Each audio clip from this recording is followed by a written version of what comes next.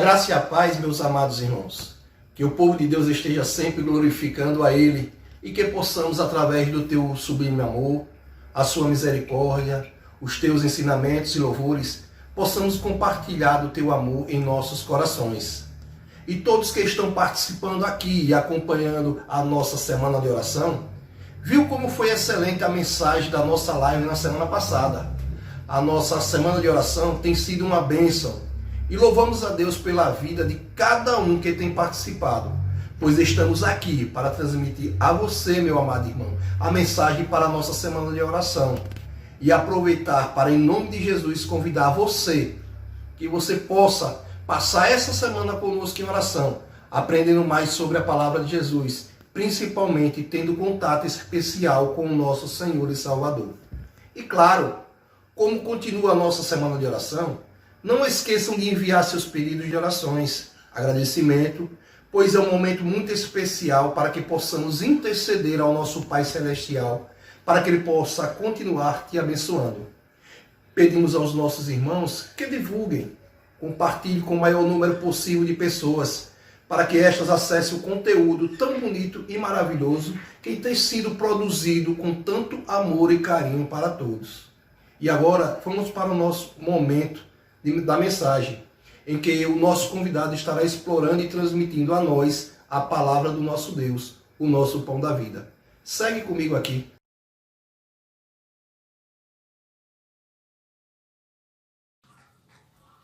Olá! Você já ouviu falar sobre a temática bíblica sujeitai-vos mutuamente? Para muitos, trata-se de um tema indigesto, principalmente numa sociedade que pensa pelo umbigo. Tipo assim, Deus por mim e o resto é que se vire. Esse foi o título de uma redação de um aluno meu do ensino fundamental, sabe, na matéria filosofia, e nós estávamos tratando nessa aula sobre a violação da liberdade. E assim, quase que de um modo geral, de forma surpreendente, os jovens estavam dizendo que liberdade é fazer o que vem na cabeça, o que quer e ninguém pode impedir. Sujeitar significa submeter ou tornar-se dependente do outro como se fosse algo assim forçado. Sim, sujeitar é um verbo transitivo direto, onde o sujeito faz do outro superior a si mesmo.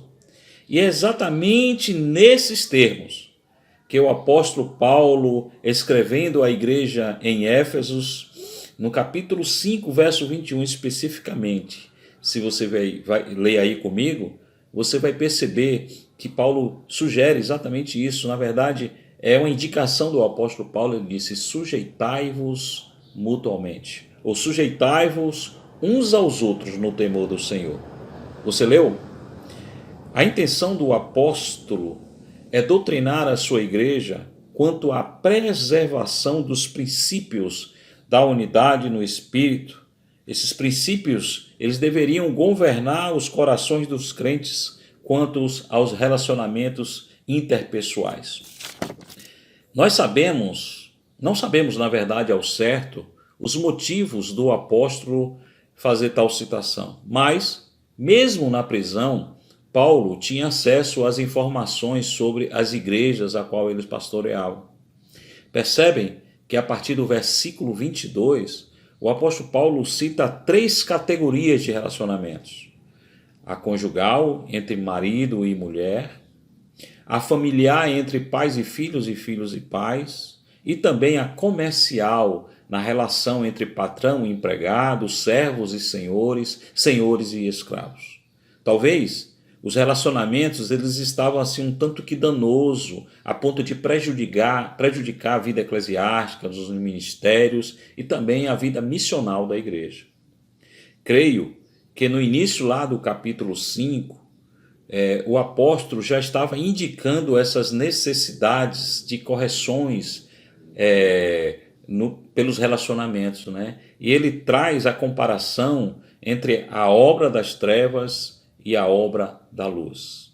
Principalmente no verso 9, Paulo traz aí alguns princípios básicos para tais relacionamentos. Leiam comigo o que está escrito no verso 9 do capítulo 5.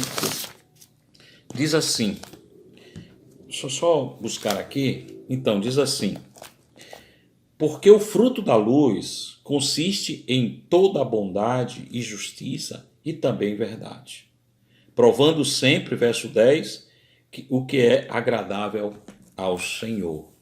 Então a gente percebe aí que o apóstolo Paulo está fazendo uma correção, porém ele traz o verso 9 como base para essa correção, como princípios básicos para tais relacionamentos. Então a gente viu exatamente que nós podemos confiar no relacionamento mútuo exatamente quando o princípio embasador dos relacionamentos está na bondade, na justiça e na verdade.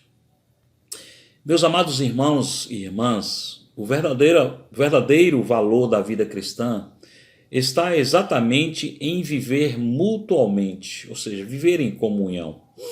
Atos capítulo 2, lá no verso 44, lá nos primórdios da igreja, né? Ou seja, como a gente chama igreja primitiva, no nascedouro da igreja, esses princípios estavam abalizando toda a vida comunitária.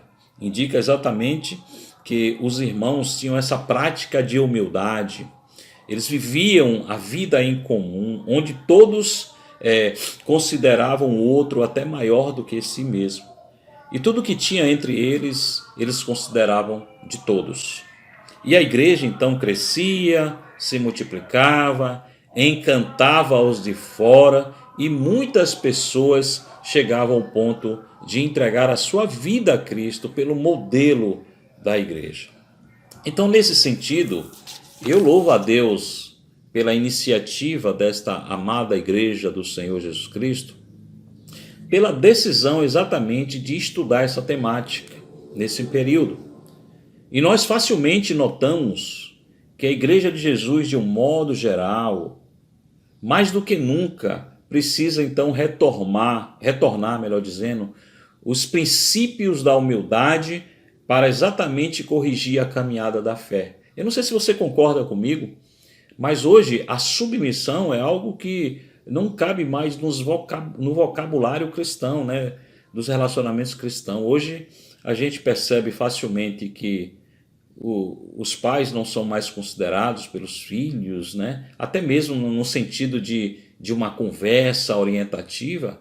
Os filhos hoje sabem mais do que os pais, digamos assim, porque eles têm acesso aí à internet, a essa comunicação globalizada, onde todas as temáticas são tratadas e muitas vezes eles não conseguem verificar a fonte, né?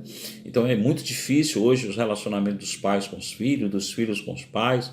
Marido e mulher não conseguem se entender. Quando a gente cita até esse texto em alguns encontros de casais, por exemplo, que a mulher deve ser submissa aos seus maridos, e existe logo uma reclamação, né? Uma comoção da parte das mulheres. Mas na verdade, o que a Bíblia diz, que você vai se submeter a seu marido que te ama, que é capaz de dar a sua própria vida para te proteger, para te amar. Então amar, se submeter a quem ama, se torna até uma tarefa fácil, né? Então, mais do que nunca, a gente precisa disso. A gente vê alunos que não tratam mais os seus professores nas escolas como mestres, né? Aquele carinho todo que a gente tinha no passado pelos nossos professores, os chamando de mestre. Até um dia desses eu estava conversando com meus professores, com alguns professores do seminário, e eu estava tratando-os, né, como mestre. Fala, meu mestre. Eu tenho muito carinho em ouvir as pessoas que têm muito para acrescentar na minha vida, mas não é a relação hoje que a gente vê de forma muito fácil, de forma muito comum. Então não tenham dúvidas que na igreja também, né, a submissão às lideranças, às decisões, eu penso que realmente a igreja de Cristo, não sei se você concorda comigo, também precisa passar por esse realinhamento na caminhada da fé, né, de resgatar valores bíblicos, né, princípios do reino de Deus para que a gente possa ter uma vida prática na igreja. Tá? Mas, amados irmãos, se você ainda tem dúvidas de que precisamos dessa necessidade de realinhar os valores bíblicos, saiba que o princípio da mutualidade é a principal marca da Igreja de Jesus. A gente citou aí o exemplo da igreja primitiva, tá? E isso, claro, vai requerer da gente muito esforço para voltarmos nesse trilho da caminhada perfeita, né? Em seguindo a estatura do varão perfeito, crescendo nesse sentido e seguindo os passos de Jesus. Se a sua igreja ela está trilhando aí nessa linha, louve a Deus, glorifique o nome do Senhor, mas mantenham-se firmes nesse trilho, que grandes coisas certamente vão acontecer, amém? O texto bíblico, voltando aqui ao texto bíblico, ele nos fala que nós devemos praticar a sujeição mútua no temor do Senhor. Provérbios 22, verso 4, lá no Antigo Testamento, diz que o temor do Senhor é o princípio de toda a sabedoria. E Cristo, claro, ele é o modelo dessa sabedoria. Se você passar aí 3 páginas da sua Bíblia, você vai encontrar aí o livro de Filipenses, exatamente no capítulo 2, lá do verso 5 ao verso 9, e você ao ler, você vai ver o exemplo prático dessa sujeição. Então é Cristo, se a gente ler aqui rapidinho, a gente vai ver exatamente que o exemplo está em Cristo. Vou ler para você. Olha, diz assim: tende em vós o mesmo sentimento que houve também em Cristo Jesus, pois ele, subsistindo em forma de Deus, não julgou como usurpação ser igual a Deus. Antes, a si mesmo se esvaziou, assumindo a forma de servo, tornando-se em semelhança de homens e reconhecido em forma humana. Se você vai continuar lendo, você vai perceber que o próprio Cristo se submeteu à vontade do Pai, submeteu ao amor que a Trindade Santa sente pela criação. Então ele se sujeita, se humilha em forma humana, ainda serviu o homem, né? E em obediência, sujeição também à obediência à vontade do Pai, ele foi se sujeitando isso todos os dias. E nessa obediência, né, ele então salvou a humanidade entregando-se na cruz do Calvário, nos substituindo lá na cruz do Calvário. E você é capaz de perceber o resultado dessa sujeição de Cristo por amor a nós, né? O resultado é você mesmo. Olhe para si e perceba que a sujeição de Cristo te salvou. A sujeição de Cristo te transformou, te colocou agora como príncipe e princesa do reino de Deus, como filhos do Deus Altíssimo. Amém? Meus amados, a sujeição, ela requer humildade. E a humildade vai requerer da gente um novo estado de espírito. Se a gente perceber isso, a gente vai sentir essa verdade, vai entender essa verdade, que eu vou precisar me esforçar muito, eu vou precisar ser humilde a cada dia, me humilhar-se, principalmente diante da palavra de Deus e me sujeitar a ela, para que eu possa atingir esse novo estado de espírito, sabe? Jesus, ele ensina isso dando o próprio exemplo, o exemplo de si próprio. Se a gente lê lá em João, no Evangelho de João, no capítulo 13, do verso 1 ao verso 17, a gente vai ver que Jesus ensina, né, a lição do lava-pés, onde ele mesmo lava os pés dos seus discípulos. E ele diz, ele pergunta aos discípulos se os discípulos entenderam isso. Vocês entendem isso? Então eu pergunto para você que está ouvindo esta palavra nesse momento, olha, e é muito importante quando a mensagem de Deus está sendo pregada ou quando você vai ler as Escrituras Sagradas, você prestar muito atenção que coisas importantes e fundamentais você vai retirar das Escrituras Sagradas. Amém?